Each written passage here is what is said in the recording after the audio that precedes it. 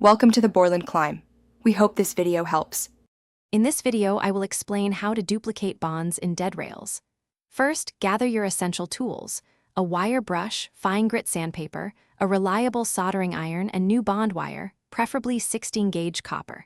Next, ensure the dead rail section is completely isolated from any power source for safety. Then, thoroughly clean the rail surface where the new bond will be applied, removing all rust, grime, and old solder. Finally, measure the exact length needed for your new bond, typically between 1 and 2 inches, allowing for a small overlap. Now, let's prepare our materials.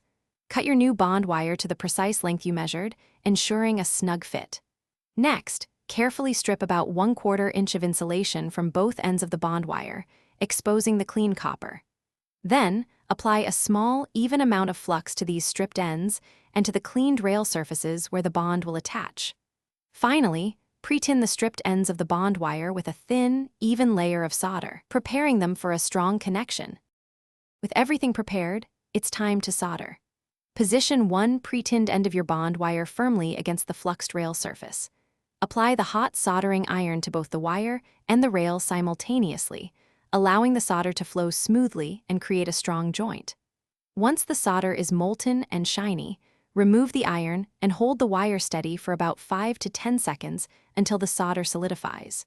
Repeat this exact process for the other end of the bond wire, ensuring both connections are robust and secure. Finally, let's inspect and test our work. Visually examine both soldered joints for complete coverage and a smooth, shiny appearance, indicating a good flow. Gently tug on the new bond wire to confirm it is securely attached and shows absolutely no movement.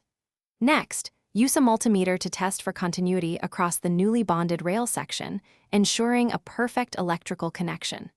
As a final step, apply a protective coating, like liquid electrical tape or a weather-resistant sealant, over the new bonds to prevent corrosion and ensure longevity.